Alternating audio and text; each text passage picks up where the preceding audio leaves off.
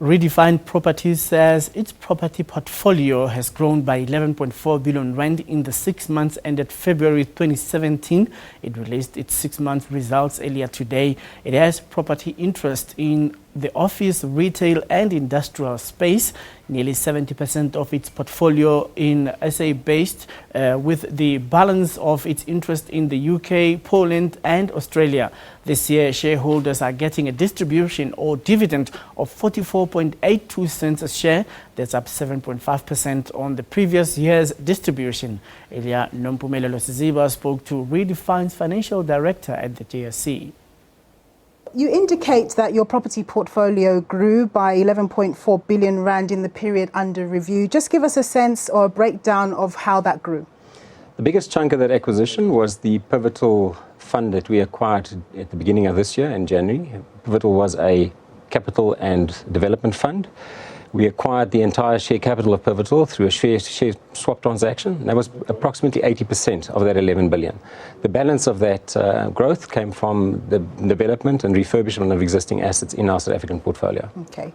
And then one of the things that you cite is an improvement in your cost management.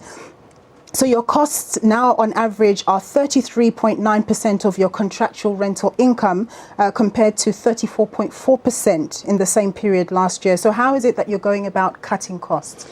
It's not that we're actually cutting costs. The single biggest contributor to that improvement was through better management of our utility cost and better recoveries of that utility cost. What we've done, we embarked about 18 months ago on installing smart electricity meters at all our buildings, which allow you to accurately assess consumption and similarly to be able to bill that to the underlying users of that. So it's better management and recoveries of our utility costs. Understood.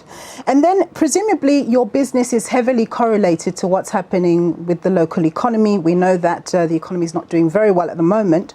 So how have you been experiencing things like rental increases, the level thereof? And I also see that your rental arrears and your vacancies have risen somewhat. You're quite correct. Local economic conditions is not conducive to a growing business, and we've certainly experienced that, particularly in the last 6 months. Unfortunately, the political headlines of late actually make one forget what a tough year 2016 was. And we've experienced quite a fair amount of pressure on local economic conditions. You're quite correct. Under rental increases, there is definitely pressure to be able to increase that.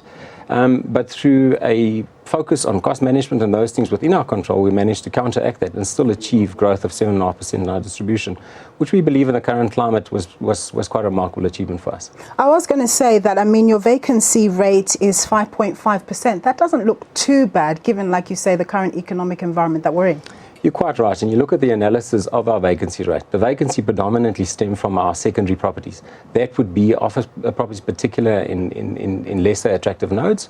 So even if we manage to fill those vacancies, it wouldn't necessarily have a major impact on our income. That said, though, we need real GDP growth in order to make real inroads into those vacancies. In other words, we need employment to increase and definitely unemployment rate to decrease in order for our tenants to have better demand or greater demand for space. Now, we know that it's part of your imperative to go out there and raise funds in order to be able to invest further in other projects and so on. What does the sovereign credit downgrade that we had recently, or both of them, what do they do to your ability to go out and get money? Does it make your life more difficult, or because you have operations in other places, you're able to source funding at a cheaper rate than other South African companies? Most certainly. I think from a local funding perspective, it will definitely have an impact on us. So fortunately, the downgradings that have taken place so far, only one of the agencies have downgraded the local currency rating. So the Moody's rating is certainly the rating that we're all waiting for with bated breath. Should they downgrade, it certainly will have an impact. The short-term impact for us will be definitely an increase in cost of capital as well as access to capital.